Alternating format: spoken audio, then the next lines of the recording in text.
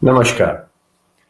I'm Sanjay Gupta, and I'm really grateful to all of you who are taking time out to listen to a few thoughts about one of the ancient Indian wisdoms.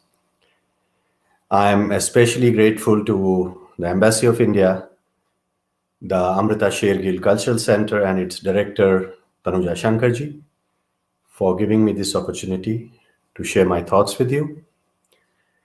And it's wonderful to be a part of Azadi Ka Amrit Mahotsav, celebrating the 75 years of India's independence. So, there are a few thoughts I want to share with you, and I will share my screen with you, and then we can start talking about what I intend to share.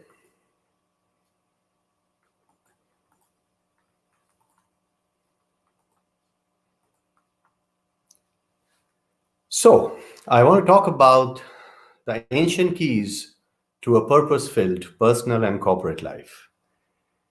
Why I want to talk about this topic is that a few years back, there was a friend of mine who asked me to help her daughter by filling up a questionnaire. Her daughter was studying psychology, and I filled up the questionnaire, and then she asked, I want to talk to you personally as well. And she came to me, and the first question she put to me was, so, as per you, what is the purpose of life?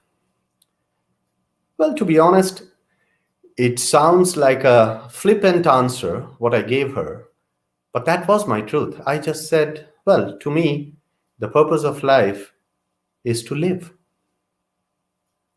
By that time, I did not know about Robin Sharma's quote of the purpose of life being a life of purpose.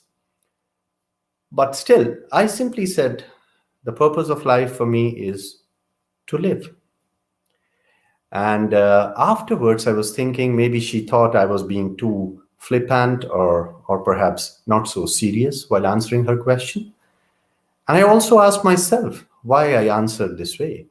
And then I realized that thanks to my upbringing, I have been given answers which compile the complete purpose of life for me. And those answers were given to me in a concept which I would like to share with you as well. I'm sure most of you have heard about it, and in a certain sense, even all of us practice that. So let's dive in. Purpose, the reason for which something is done or created, or for which something exists. It can guide life decisions, influence behaviors, and eventually create meaning. So that's how we define purpose. The purpose of my being. Why am I in this world? That is the question which has inspired and at the same time confounded generations of people.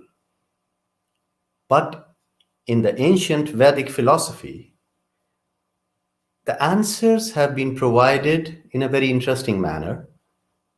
Basically, the answers are saying that the overall purpose of life is actually a compilation of purposes in various phases of life.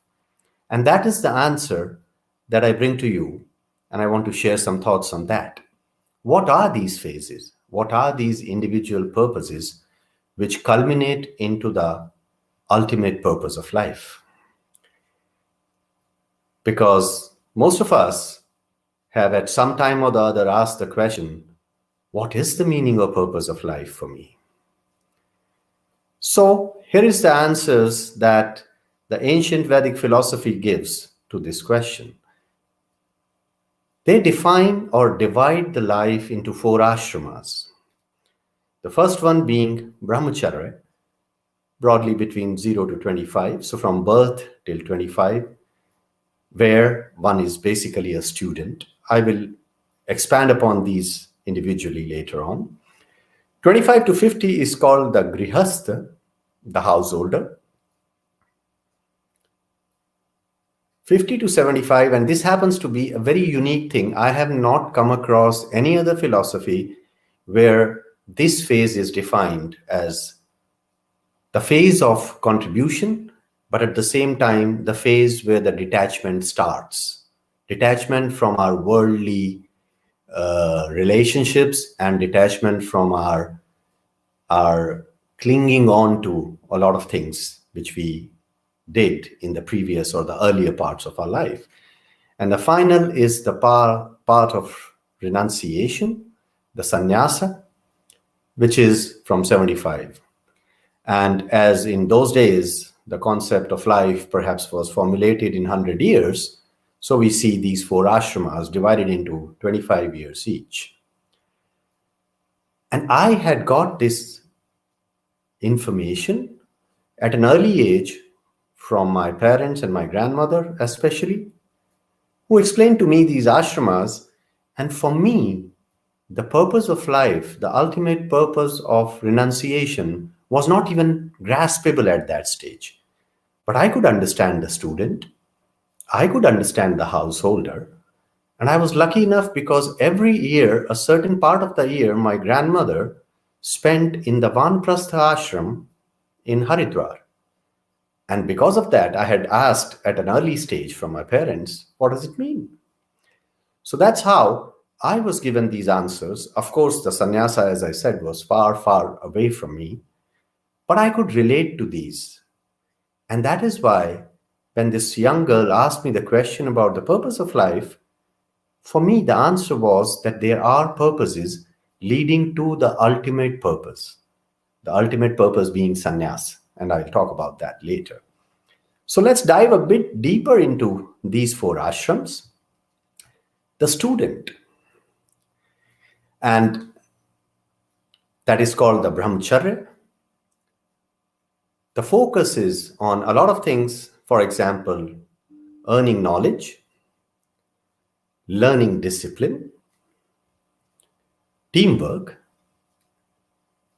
and focus. Now, you may be wondering why I chose tiger. Well, for the simple reason the tiger on one hand happens to be our national animal. On the other hand, it is my favorite animal because it represents all those things which I consider very important in life: elegance, power, and a capacity to be dignified. So dignity, elegance, and power. And the basic goal of this ashram of life is humble learning, learning with humility. So that's the first ashram, 25 years, so to say, and the main goal being humble learning. Let's get to the second one, the householder, the grihastha. Love and desire, to live and express our love and desire,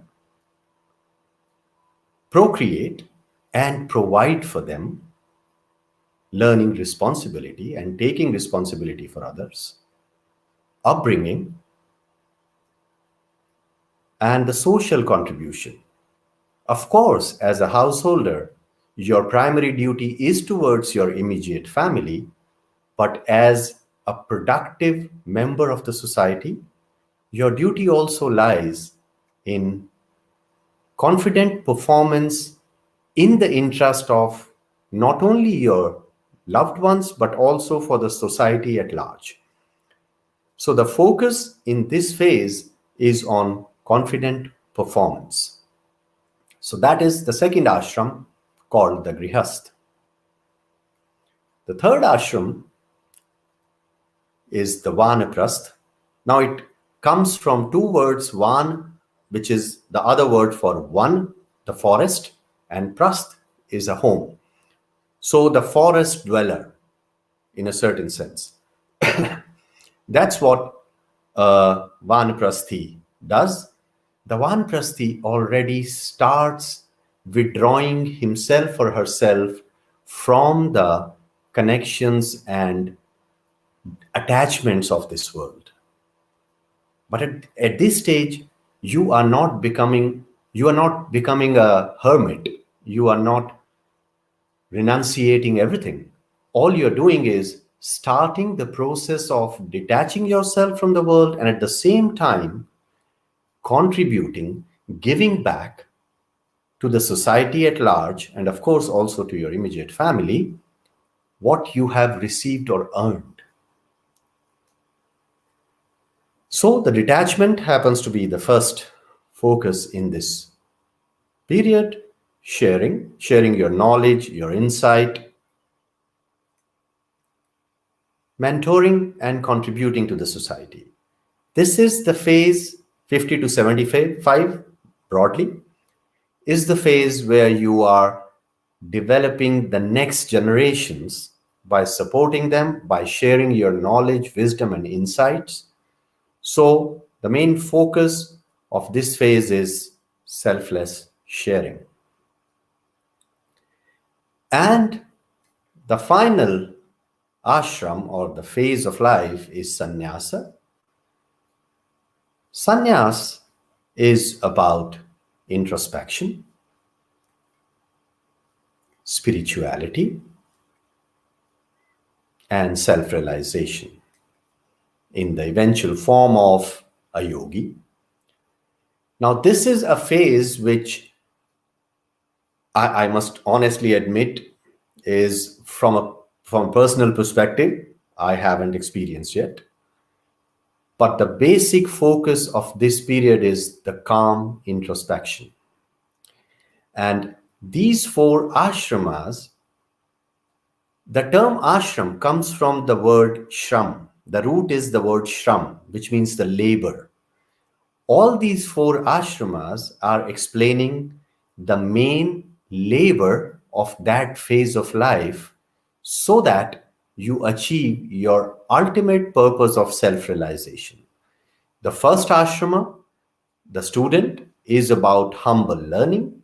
The grihast is about confident performance.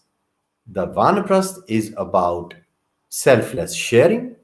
And the final sannyasa ashram, leading to self-realization as the ultimate goal of life, calm introspection. Thus, for me, these answers were given at a very early stage in my life. And hence, I realized that the answer that I gave to this young girl was understandable from my perspective. But mind you, it is no more, the reality of our life is that it is no more the same way chronologically arranged ashramas that we have. There can be overlaps. If I take my personal example, after working in the corporate area for 25 years, I moved into an entirely different field of pursuit. And for that, in spite of being in the phase of confident performance, I had to go back in terms of my shram, my labor, to becoming a humble learner, because I had to learn the important aspects of that new field that I started working in. So there can be overlaps where a confident performer may have to become again a humble learner, or for that matter, a selfless contributor may have to again get into the phase of confident performance. So the ashramas in your life are not decided by the calendar and your age, but they are decided by the condition or situation in which your life is. What your pursuit is, what your pursuit is. That is what defines the ashram that you are in. And from this perspective, the answer for the question, what is the purpose of life, to me at least, seems clear. There are individual purposes which lead you to achieving the ultimate purpose of life, which is self-realization. So why did I say corporate life as well? Well, let's look at a career path of an individual. Classically, one would say it looks something like this. Yeah, there is the initial part, then the individual reaches the peak of his or her career, and then a slow decline till the retirement. But if we look at it from an ashram perspective, then the first part is of humble learning, where the individual should be trying to understand and imbibe all the things needed to become a confident performer. And then comes the phase where that performance is being realized, and gradually you reach the peak. And at that peak, the only answer is not a decline. Rather, the answer is you become mentor to others, you help others, you share your knowledge, you share your wisdom. And although you can start doing it in the phase of confident performance, that's why most of the organizations encourage their leaders, for example, or their subject matter experts to mentor young people and help them understand and learn the tricks of the trade, as they would say.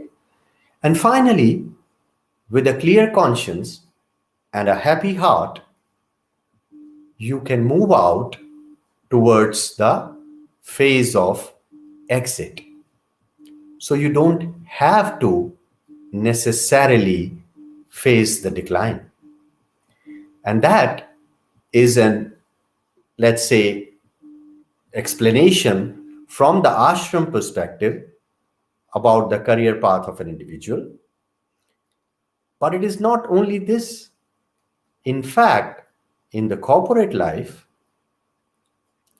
also, there is a model which compares the human life with the life or the phases of life of an organization. It looks something like this. It is called the Adizesh model. And as you can see, from an individual's perspective, it starts with courtship. There is an affair. So that's when there is romance. So when an organization is starting, there is a lot of romance in the air. People are excited. People want to be a part of it. Then comes the infancy. Sometimes there is infant mortality, but generally in infancy, they are already creating the structures. They're already in the market. Then comes the go-go, which is where there is a lot of activity, lot of energy going in, and a lot of chaos as well, because it is still learning to form itself. In the adolescence, this is the part where the organization has taken already the shape, the form, but it is yet to realize its potential. But it is working well.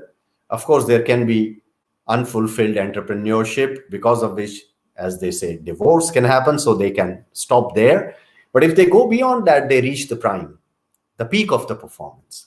And then Aditya says, after the consolidation of that period, the fall starts, which goes till death.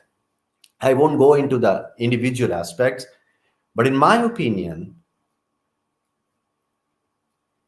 if here an organization consciously starts to follow the path of the parallel paths of humble learning for innovations, that they start becoming learners again and innovate, confident performance, and selfless sharing, either for its employees or the other stakeholders or the society at large, then it can avoid this death or aging, and it can continue on the path of growth forward. So there, for an organization, certainly the fourth ashram does not have to come into play, but the shram, the labor of each of the first three ashramas, the humble learning, the confident performance, and the selfless sharing, can be the path to avoid aging and eventual death and continue on the wonderful path of growth. So these were the ideas that I wanted to share with you about how the ancient learning can help us understand the modern context of organizations, and also we can draw inspiration to follow the path of Vedic growth, hopefully reaching the eventual goal of life, that of self-actualization. Thank you once again for giving me this brief opportunity to explain or convey my thoughts to you. It's a pleasure. And thank you for your comments. And I shall see you some other time, maybe personally in the embassy or in a similar way online. Thank you for having me.